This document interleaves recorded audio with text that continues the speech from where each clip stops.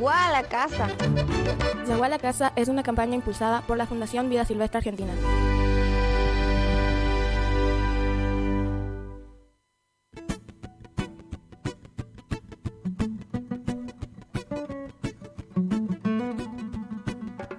Buscamos diferentes enfoques que nos ayuden a interpelar, conocer, reflexionar y comprender hechos de la realidad.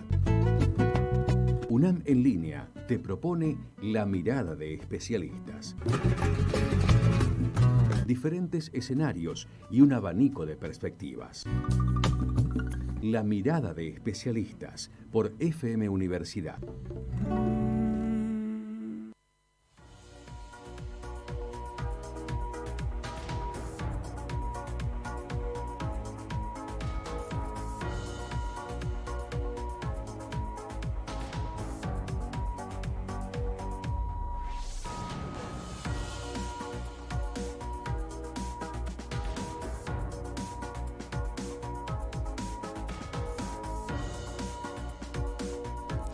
Ocho, 6 minutos en el país y les habíamos contado que esta semana queríamos hablar con distintos especialistas de nuestra universidad también para poder tener una mirada sobre lo que nos dejó estas elecciones en nuestro país con la irrupción de este personaje que nos va a gobernar a partir del 10 de diciembre, que es Javier Milei, y para poder tener una mirada histórica y también una reflexión desde la historia, estamos en comunicación con Jorge Alcaraz, el magíster Jorge Alcaraz, que es director de la carrera de Historia de nuestra Facultad de Humanidades y Ciencias Sociales. Muy buenos días, Jorge. Te saluda María Cristina Miñó desde la radio de la universidad.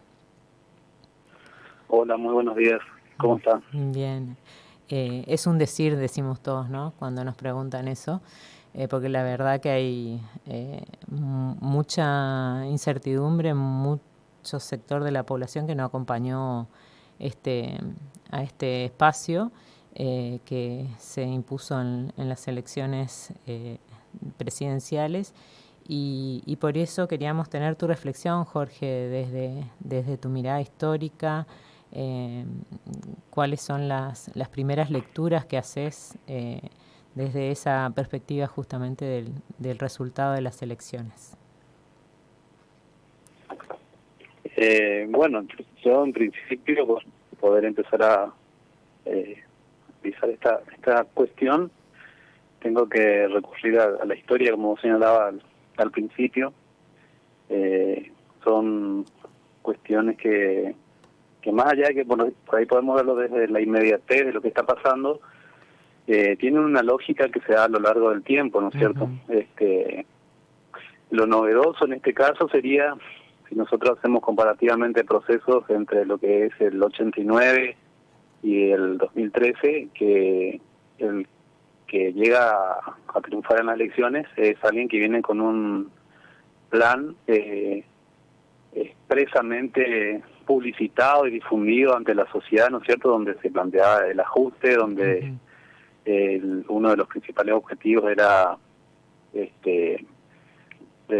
como una transformación en el sistema educativo, por ejemplo, hablando de lo que nos afecta a nosotros, en el sistema laboral. No es que llegó como lo había hecho Menem en el año 89 con un discurso de la revolución productiva y el salariazo, digamos. Este presidente electo siempre planteó el ajuste como su principal objetivo, ¿no? En un contexto donde la situación económica y social viene con un proceso no de 4 años, sino de 8 años de deterioro de la situación en general de la sociedad argentina y de los trabajadores en particular.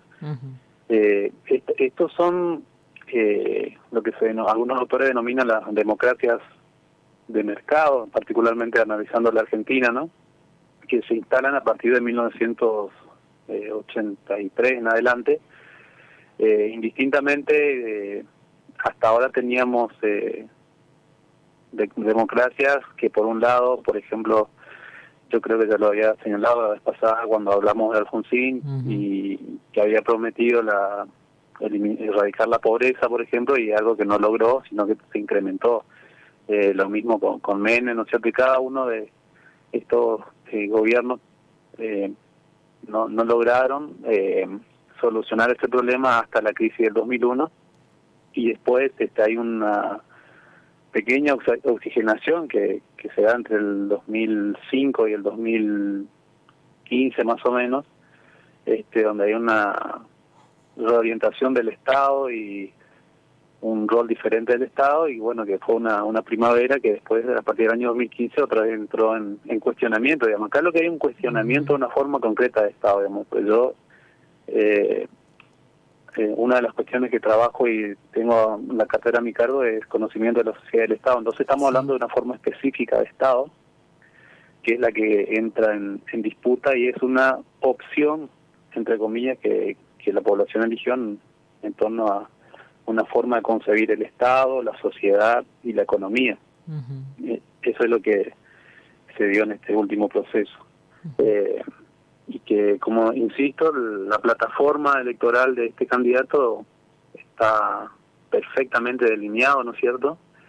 No viene a instalar un discurso diferente al que había planteado, incluso en algunas de sus declaraciones, por lo menos lo que estuve viendo, como la erradicación del mercado del Banco Central, está volviendo atrás, o por lo menos está planteando que no será tan inmediata. Pero también tiene que ver con las alianzas políticas que se concretan en este último tiempo, digamos, en estos últimos meses. De ser un planteo de extrema radicalización, es un planteo liberal, se junta con otros sectores peronistas, radicales, liberales, conservadores, ¿sí? Porque ahí le tenemos a Randazzo, le tenemos a Schiaretti, le tenemos a Macri, le tenemos a Bullrich. O sea, hay una serie de personajes nefastos de la casta, como denomina, digamos. En realidad, el concepto de casta, y cuando él habla de eliminar el gasto de la casta, por ahí, haciendo análisis del concepto, en casta son distintos estamentos inamovibles entre sí, digamos. Y los pobres, en la sociedad, en la India, digamos, constituyen una casta en sí, digamos. Entonces, parte del gasto, lo que no lo dijo, es que la casta se refiere al gasto en las políticas de inclusión, ¿no? A los planes vinculados a menguar las condiciones de pobreza, digamos. O sea, tampoco, y ahí es donde está apuntando ahora, digamos. Dijo lo de la obra pública. Concretamente va o sea, desde el punto de vista sociológico hay dos maneras de analizar, ¿no? Uno en términos de clases sociales, o otro en términos de castas, como las castas son un análisis que se hace de la etapa preindustrial, pre-revolución francesa, ¿no es cierto?, donde lo que valía era el origen de sangre y no la ascripción de sangre, ¿no? Y no la movilidad social que se da a partir de la sociedad del siglo XVIII en adelante, ¿no? Que es donde se habla de clase social. Entonces, justamente esa concepción es, hay una casta de los que tienen sangre azul, por decirlo de alguna manera, y otra casta que no tenemos ningún tipo de linaje ni sangre, ¿no? Y la ajuste en la casta justamente en ese sector. No como lo percibían sus electores, ¿no?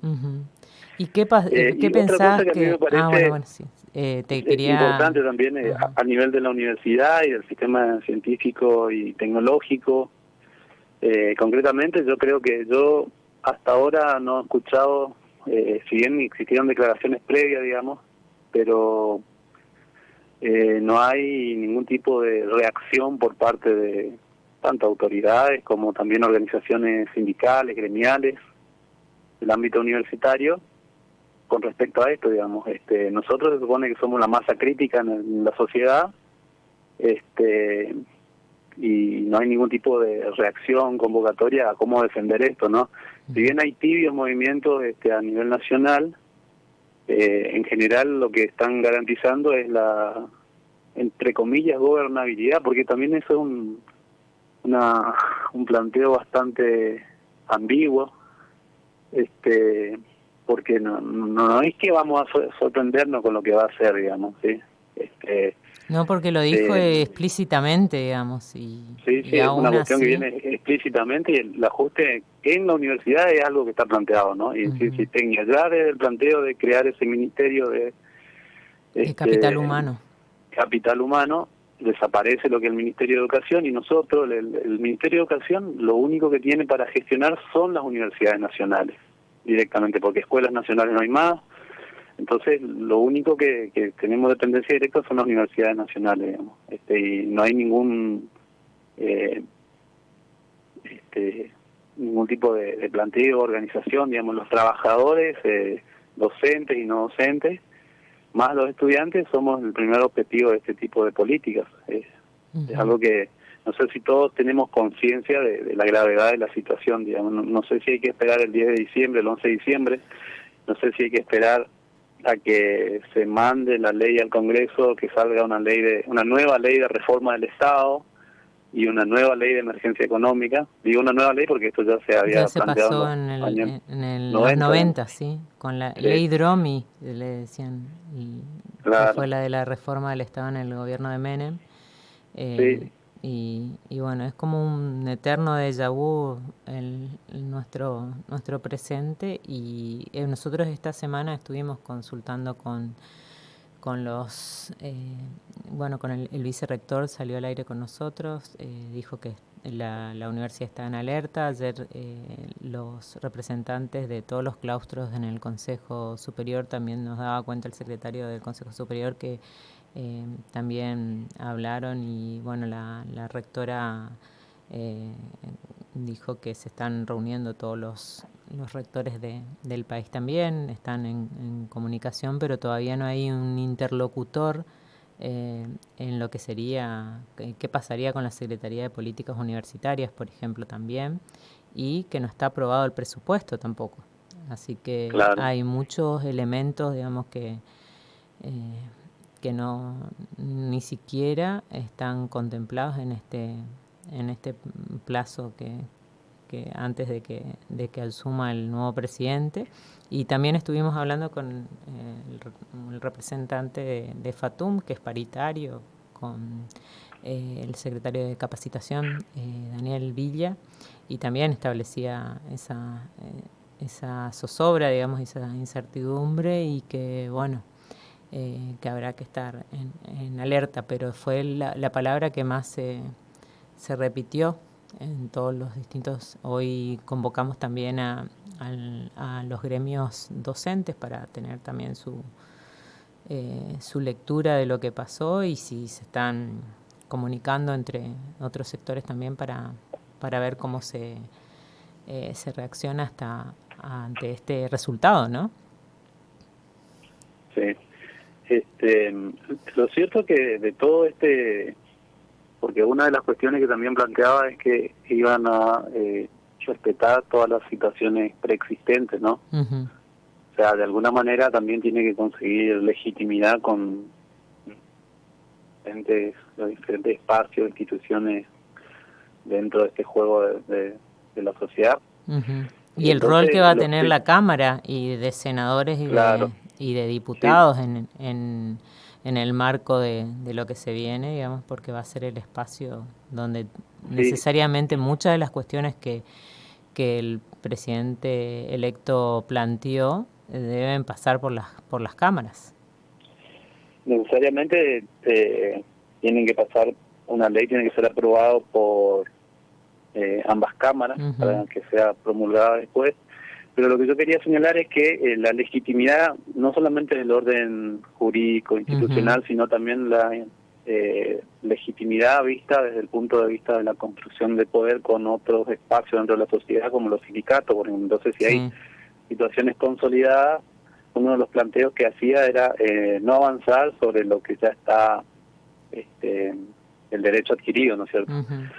Pero en ese sentido, los principales perjudicados van a ser los jóvenes, porque justamente todas las situaciones a futuro van a ser para perjudicar a los jóvenes, o justamente los jóvenes van a ser quienes tengan que atravesar por ese tipo de situaciones, nuevas tipos de contrataciones, nuevos vínculos laborales, por ejemplo esto del seguro, si bien es cierto que hay mucha seguro de riesgo de trabajo, ¿no es cierto? Si bien es cierto que hay muchos jóvenes que ya están precarizados, pero esto es de alguna manera institucionalizar ese tipo de práctica, ¿no? O sea, cada nuevo trabajador va a estar regido por este sistema desde el punto de vista de las relaciones laborales, ¿no?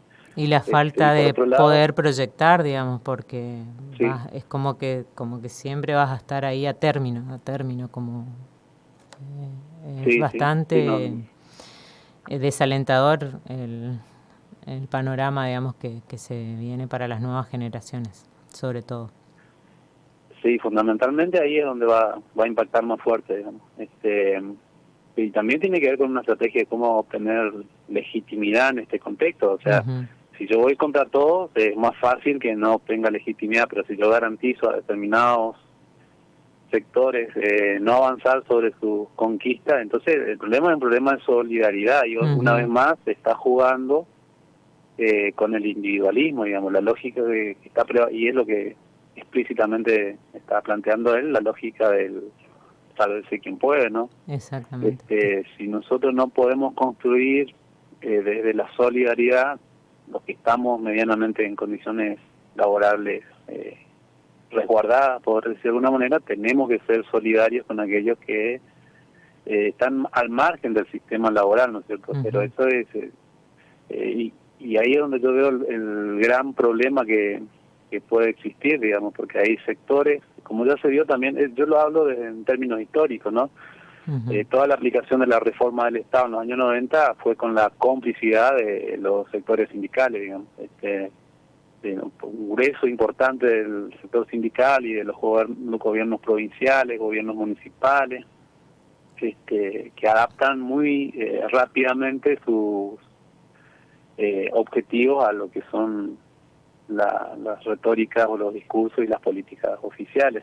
Entonces, ese es el gran miedo, ¿no? que tenemos acá, no tanto a quién es el que va a gobernar, sino la falta de solidaridad entre la propia sociedad argentina, que todo esto que se llegó a este nivel también es producto de del fracaso, ¿no? de distintas cuestiones, entre ellos el sistema educativo, digamos. El sistema educativo, porque yo te digo desde la experiencia concreta, ¿no? Yo cada tanto, nosotros damos charlas en la escuela secundaria y aparecen estos reclamos, ¿no? Pero los jóvenes excluidos, digamos, excluidos del sistema laboral, del sistema de salud, que viven cotidianamente cuestiones de inseguridad, no solamente desde el punto de vista de la seguridad personal, sino de la seguridad alimentaria, la seguridad en un sentido amplio.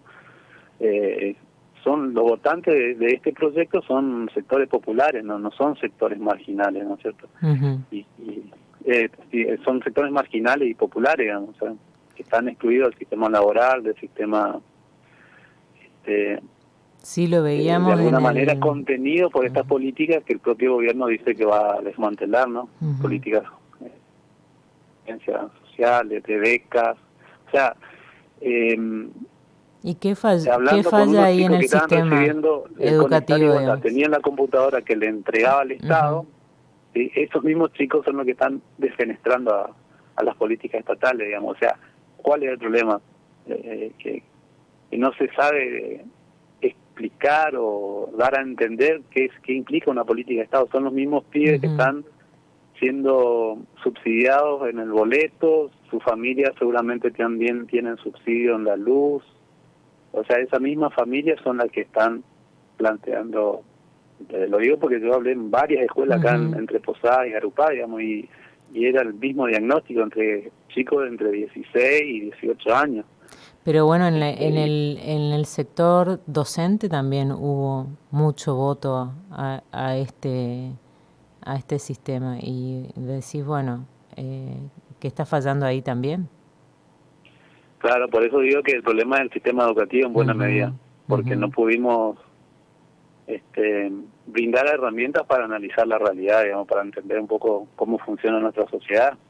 Y eso no es un problema solamente de los profesores de historia, digamos, es el de matemática, el de lengua, el de el sistema educativo en general, ¿no? De poner en cuestión, de problematizar, de cuestionar, digamos, y entender el mundo en el que vivimos y cómo funciona la sociedad, ¿no? Está fallando eso, digamos, en todo el sistema educativo. Creo que es un grave problema de nuestro sistema educativo.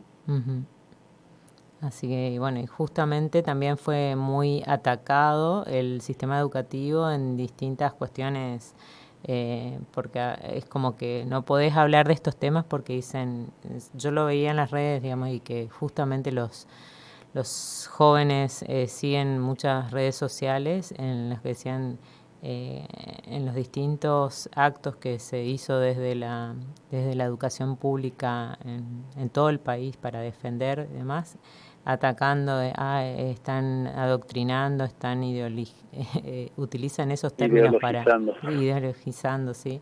El problema es eso, digamos, son cuestiones ideológicas que están en juego. El tema es que nosotros no tenemos la suficiente transparencia para decir, yo ideológicamente me paro en un modelo y poder defenderlo y argumentarlo. O sea, todo en la vida tiene que ver con cuestiones subjetivas, ideológicas. El tema es poder sustentar, defender, discutir y analizar, digamos, no hacer o como los que creen que los periodistas tenemos que ser independientes. Cada uno también estamos atravesados por subjetividad, por nuestra propia historia, que no es todo tan blanco o negro. Y bueno, eso es lo que sí está faltando, digamos, no solamente en el sistema educativo, sino en general. Incluso ese planteo epistemológico de la objetividad cognitiva también responde a una ideología, ¿no? De que uno puede tomar objetivamente el hecho y que el hecho o lo que se describe habla por sí mismo. Es una postura epistemológica muy criticada, ¿no es cierto?, que tiene que ver con el positivismo, concretamente, que trata de aislar todo tipo de interpretación. Ya cuando nosotros definimos un concepto, que es un ser vivo, que es un árbol, una planta, para no hablar solamente de las ciencias sociales, hay cuestiones que están detrás de eso, ¿no es cierto?, ideológica y subjetivamente, porque nosotros construimos conocimiento en función de una cultura, ¿sí? Y en esa cultura hay diversidad de puntos de vista, por eso digo lo de que uno debe saber conocer la sociedad y para poder argumentar, ¿no? Así que mucho ejercicio, mucho de historia también, de la memoria, cómo se está poniendo en cuestión también esas cuestiones históricas, ¿no? Así que vamos a tenerte frecuentemente, Jorge, para poder colaborar, por lo menos desde nuestro espacio, a sumar esa cuota de reflexión, de interpelación, para que también en los discursos tan sincronizados que estamos viendo también, y con este ataque a los medios públicos también, creo que desde la universidad podemos aportar eso. Sí, justamente los medios públicos o alternativos son los que de alguna manera ayudan a brindar una visión alternativa, ¿no es cierto? Sí. Y bueno, lo que hay que hacer es trabajar en difundir los contenidos, porque esto, más allá de que dure 1 año, 4 años, es algo que tampoco finaliza o concluye con un proceso electoral, ¿no es cierto? Es una construcción permanente dentro de lo que la sociedad tiene que ir percibiendo, analizando como algo que, si la democracia nos lleva a este camino, entender que este camino tiene estas limitaciones, ¿no? Tal vez la experiencia, para quienes no hayan atravesado por estos procesos, les lleva a resignificar lo que significa este tipo de proyectos políticos. Si es que el contenido histórico no existe en esas personas, en ese segmento de la población. Sí. Bueno, Jorge, te agradecemos muchísimo por sumarte a la reflexión en el espacio de la radio de la universidad, así que y te estaremos contactando nuevamente seguramente en el programa. Muchísimas gracias. Bueno, muchas gracias. Hasta luego. Charlábamos con Jorge Alcaraz, el magíster que es además director de la carrera de Historia, para poder tener una mirada, una reflexión justamente desde nuestra carrera, desde nuestras carreras, desde nuestros especialistas, sumar ese aporte, esa mirada para poder entender, comprender qué es lo que está pasando en nuestra sociedad. 8:30 en El País.